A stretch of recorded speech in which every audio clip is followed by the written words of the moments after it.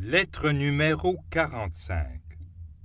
Différentes sortes de méditation par Kim Natarajan.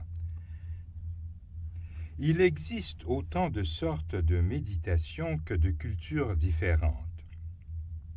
La méditation basée sur l'attention ciblée, la méditation basée sur la conscience ouverte et la méditation en mouvement sont les trois formes principales visant toutes à détourner l'attention de nous-mêmes pour nous ouvrir à une conscience plus large.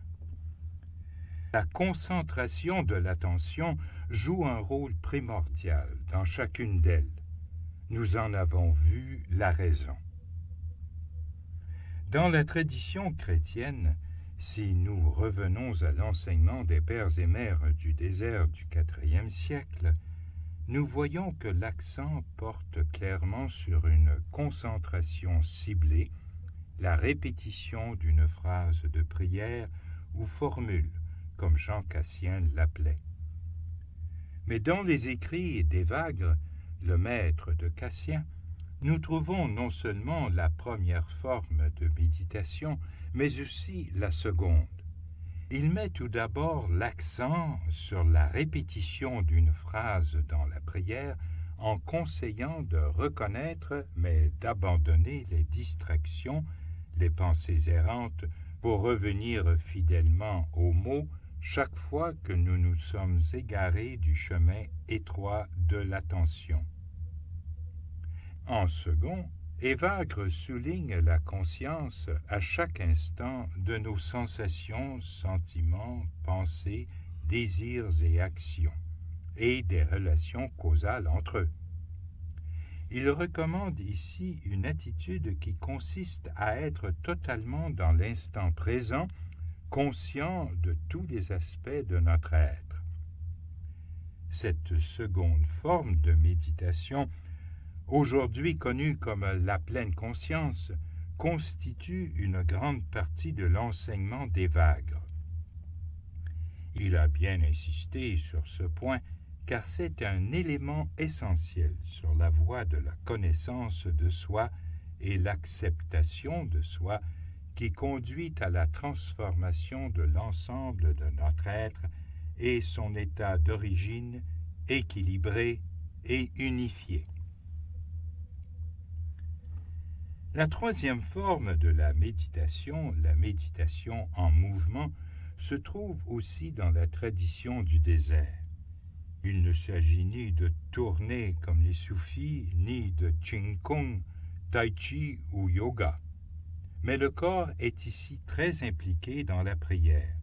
S'incliner, s'agenouiller et se prosterner était la manière d'exprimer l'humilité et la révérence par le corps. Des mouvements similaires se trouvent aussi dans d'autres traditions.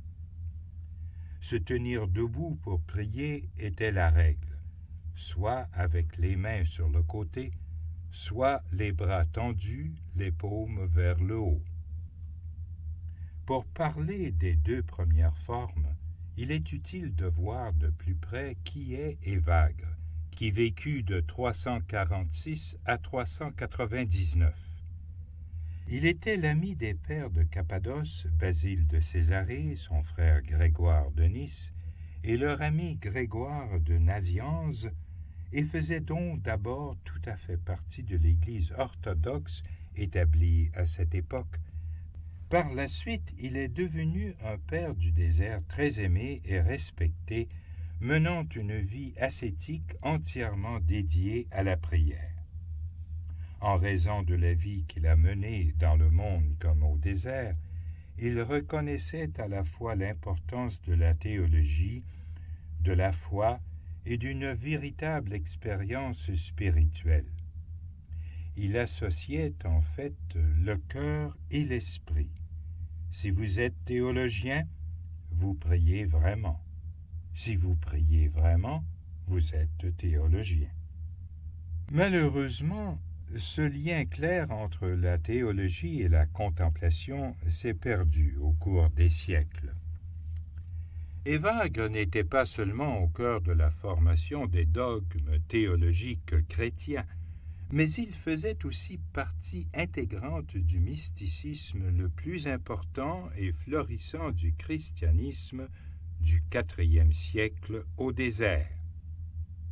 Évagre était un disciple d'Origène qui vécut de 186 à 251 en accord complet avec son postulat de départ.